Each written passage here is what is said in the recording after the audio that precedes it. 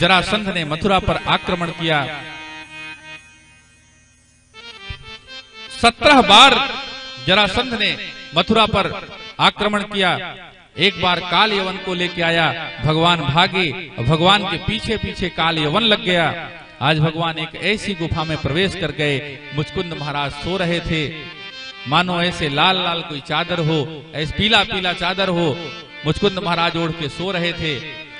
कन्हैया धीरे से बगल हो गए, कालेवन ने देखा कन्हैया ओढ़ के सो गया है, बस एक लात जैसे मारी, मुचकुंद महाराज जगे और वैसे ही कालेवन भस्म हो गया।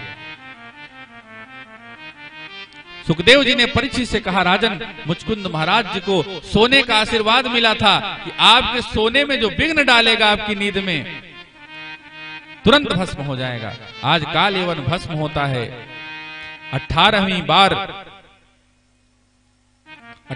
बार जैसे ही जरासंध ने आक्रमण किया मथुरा पर, भगवान कहते हैं बार बार आक्रमण करेगा, यहां से भाग जाना चाहिए। तो भगवान ने एक समुद्र के बीच नगरी बनवाई और जैसे ही जरासंध ने 18वीं बार आक्रमण किया, भगवान धीरे से रण में से ही भाग लिए। आज भगवान का नाम पड़ गया रणछोड़। बोलिए रणछोड़ भगवान की जय हो। कन्हैया ने आज रण छोड़ दिया, द्वारिका में आकर के बसने लगे।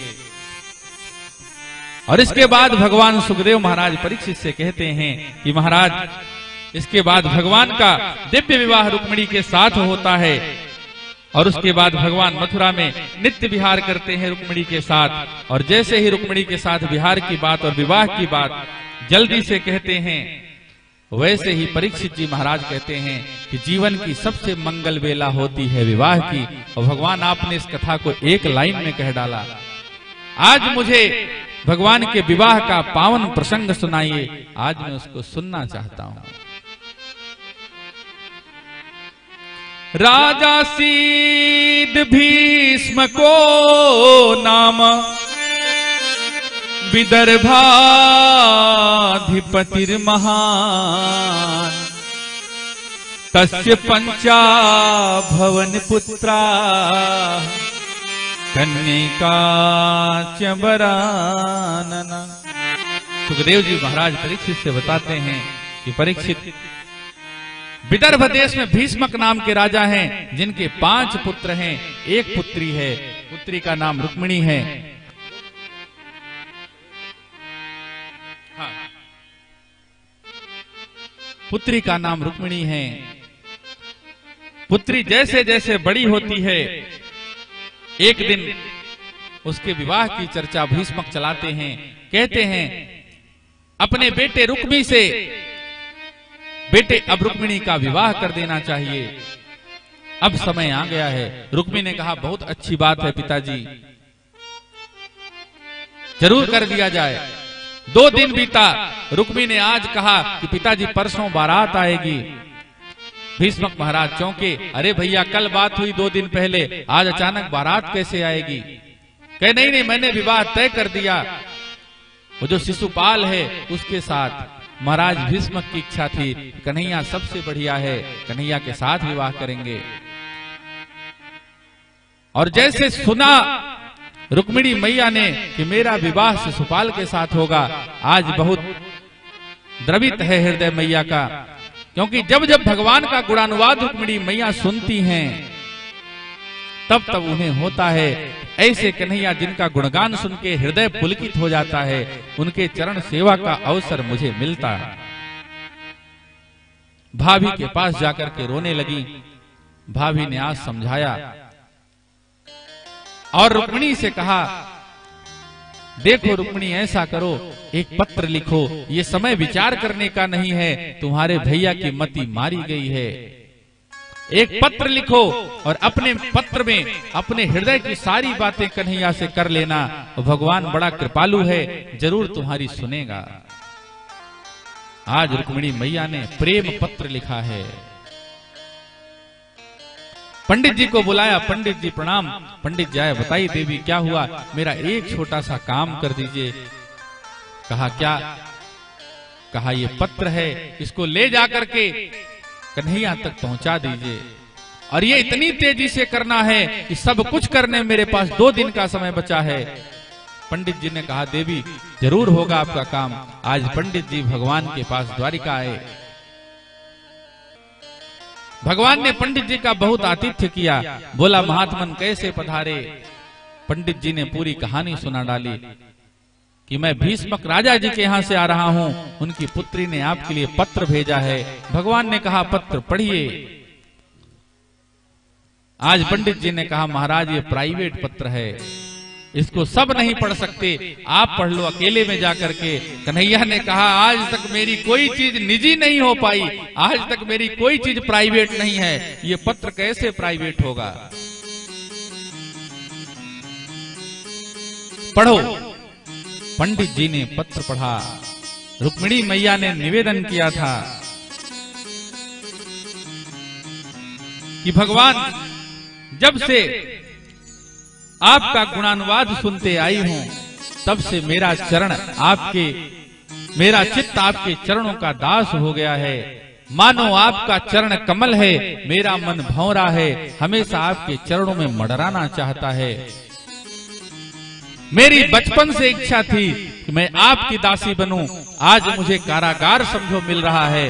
दुष्ट शिशुपाल के साथ मेरी शादी हो रही है। कन्हैया, अगर मुझे तू सहारा नहीं देगा तो मैं सच में आत्महत्या कर लूंगी, और अगर मुझे सहारा देना होगा तो मुझे गौरी मैया का पूजन करने जाना है। मंदिर में आ जाना, गौरी मैया के मंदिर से मुझे स्वीकार कर लेना। कन्हैया ने पत्र सुना। दरबार के सारे लोग सुन रहे थे। कन्हैया ने कहा, क्या सुना सबने। कहा, महाराज पत्र की बातें। कहा, तो फिर बैठे क्यों हो, तुरंत तैयारी करो, रथ सजाओ। कन्हैया ने 1 मिनट की देरी नहीं की, तुरंत रथ को तैयार किया और निकल पड़े। पंडित जी को साथ बैठा के इधर कन्हैया निकले। बलदाऊ भैया ने देखा कि इतने लोगों को लेके कहां भागा जा रहा है, और हमेशा तो हमसे बता के जाता है, आज अकेले कन्हैया भाग रहा है, जरूर कोई बात है।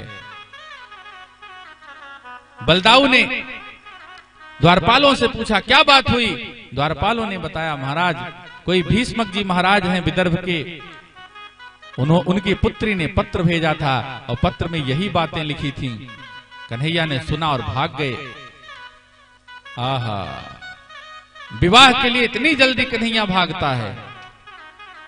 लेकिन बलदाऊ सोचते हैं कि शिशुपाल का मित्र है जरासंध, और जरासंध अगर उस विवाह में आ गया, कन्हैया को देखेगा तो कन्हैया 18वीं बार युद्ध में भागा था, जरासंध फिर से लड़ाई कर लेगा। लेकिन चाहे जो हो, सेना सजाई बलदाऊ जी ने, सेना तैयार किया। इधर कन्हैया निकले, पीछे से बलदाऊ निकल गए, और आज विवाह की बेला हो रही है। रुक्मिणी मैया को गौरी पूजन के लिए उनकी मां ने कहा, जाओ बेटा। जैसे कहा जाओ बेटा, इधर कन्हैया नगर में प्रवेश करते हैं। कन्हैया का प्रवेश हुआ। महाराज भीष्मक को पता लगा कन्हैया आ गया है। महाराज ने कहा, आप यहाँ मत रुकिए सड़कों पर, नगर में चलिए अंदर, हमारे महल का आतिथ्य स्वीकार करिए। आज महाराजा भीष्मक कन्हैया को अपने महल में लेके आते हैं। अब जो नर नारियां देखती, कहती, अरे हो रुक्मिणी की दुल्हा बहुत बढ़िया है। अब भीष्मक महाराज सुन रहे हैं, रुक्मिणी दुल्हा, शादी तो शिशुपाल से होनी है, इनको ला कन्हैया को बैठाए हैं, सब इन्हीं को रुक्मिणी का दुल्हा समझ रहे हैं। भीष्मक महाराज सोचे कि यहाँ बहुत देर बैठाना ठीक नहीं है। कन्हैया भी सोचे कि होना जो है पोल यहीं खुली जा रही है। कन्हैया ने कहा, इजाजत दीजिए, हम निकलेंगे, लोग गलत समझ रहे हैं। और आज भीष्मक के पास से कन्हैया निकले। शिशुपाल को जरासंध ने बताया कि नगर में चर्चा है, कन्हैया आ गया है, शिशुपाल देख लेना, बहुत छलिया है, कहीं ऐसा न हो पत्तल आपके सामने परोसी गई है और कन्हैया उसका भक्षण कर जाए। विवाह आपका होना है, मौर आप लगा के आए हो, अब विवाह मंडप पे वही न बैठ जाए, बहुत छलिया कन्हैया है। शिशुपाल ने कहा, जरासंध से डरो मत मित्र, इतना कमजोर नहीं हूं। जरासंध ने कहा, 17 बार मैं पराजित हुआ हूं, तुम एक बार भी नहीं हुए हो, पूरा अनुभव मुझे है। कन्हैया है, सावधान रहना। शिशुपाल ने सैनिकों को आदेश दिया, पूरे नगर को चारों तरफ से घेर लो।